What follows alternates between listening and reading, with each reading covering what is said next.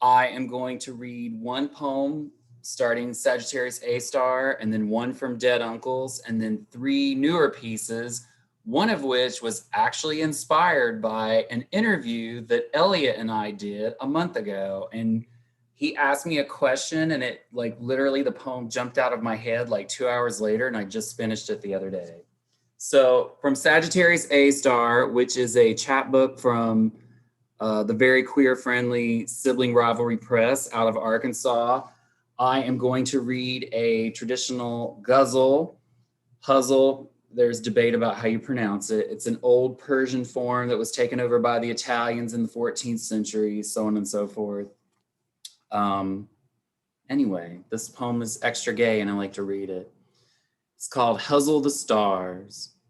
That night in the telescope, I discovered the far stars are not dead angels lit at feathered angles. The stars are uneven men, averse and akin like my mom, preoccupied with fueling exotic excuses only parents and stars have the longevity to sustain.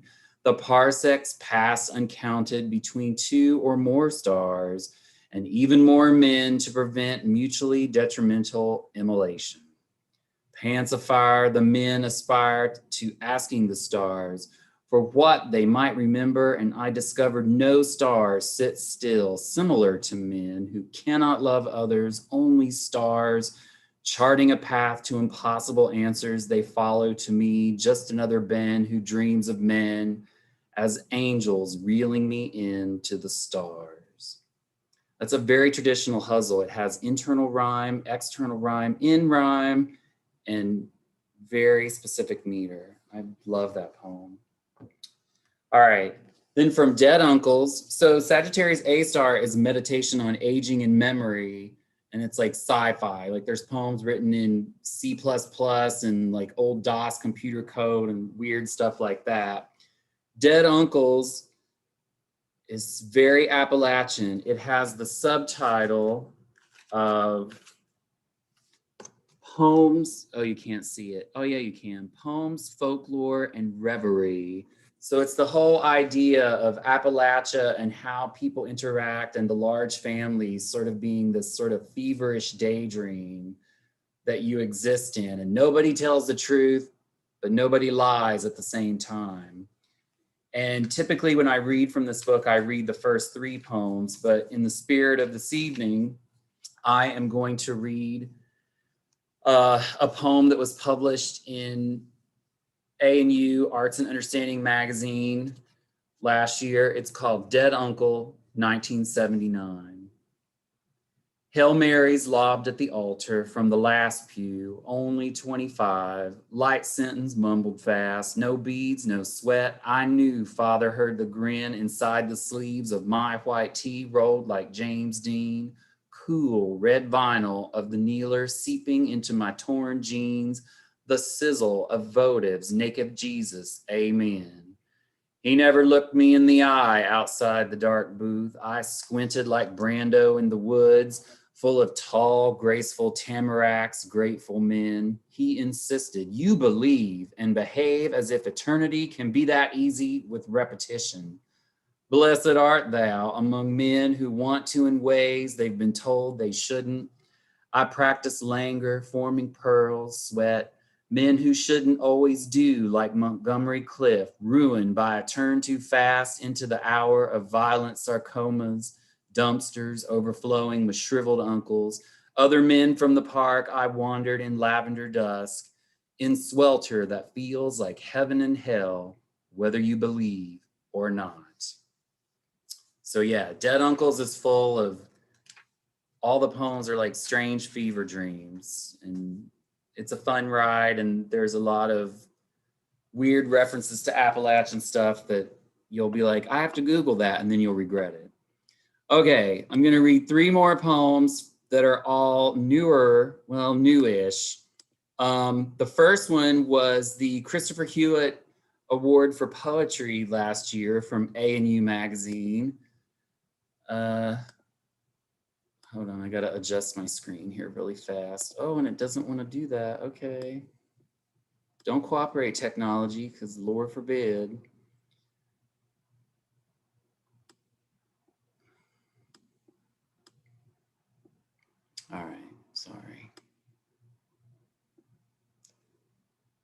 Okay. This is called It Was Never Supposed to Be Ours.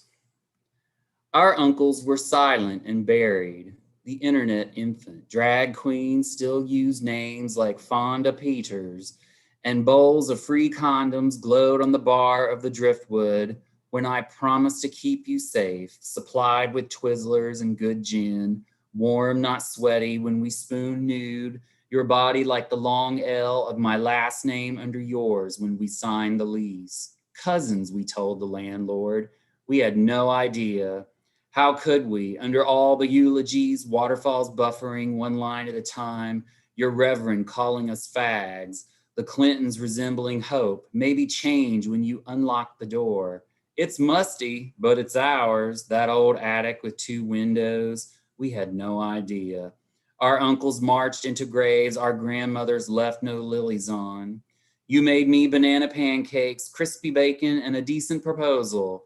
The tungsten ring in my mimosa, a blue wish I wanted to shout when it touched my lips. I like that poem because it's sort of like, I mean, I was 19 in 93 when there was first like civil unions in Hawaii and the Clintons, and it's funny to reflect back on that time and then think about just now and just all the different people and the freedom, and it's just beautiful to go. I love going to Pride events, just stand and watch all the young people just be so damn fabulous, and I love it. I absolutely love it. So this is the poem that I was talking about earlier that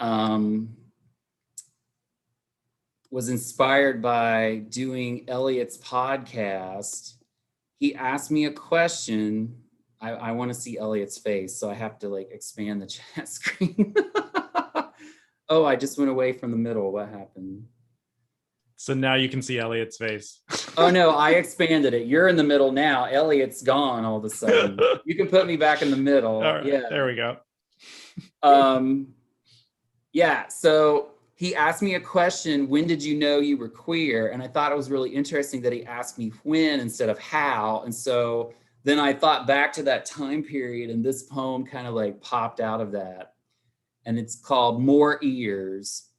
Instead of how, the interviewer asks, when did you realize you're queer? Time, kudzuing reason, as if age 6 or 58 counts the same knuckles, same wrinkles in a loop whose circumference forms a ring of cocks or a jizz horizon of hurried supernovae, and how discovering I'm queer bulged against the red lycra of a Speedo on TV, another episode of Entertainment Tonight, the hoop earring Prince sported to Dick Clark's dismay, dangling like a wormhole I'd burrow through.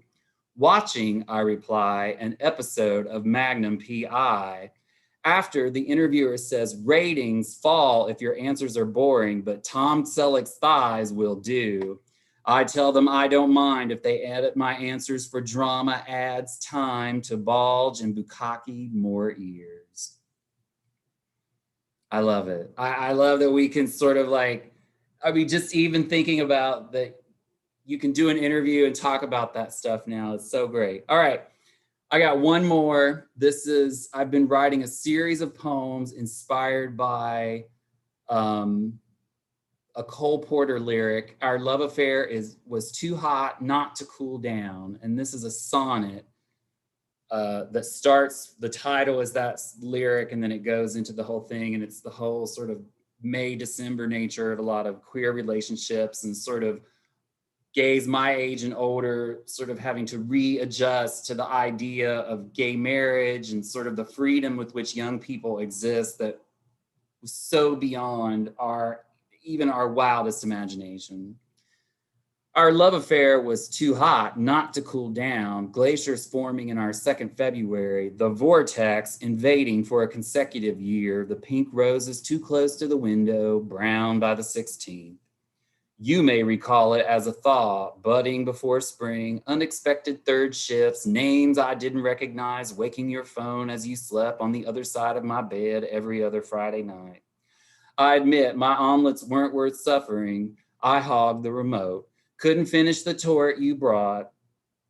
You wouldn't, citing new Speedos, Sunday parties at pools of friends I'd never met, which is to say I was making mental notes, which is to say thwarted by lust, luster, a younger man without lack or loss, your joy stirred with a freedom I never dreamed. Thank you.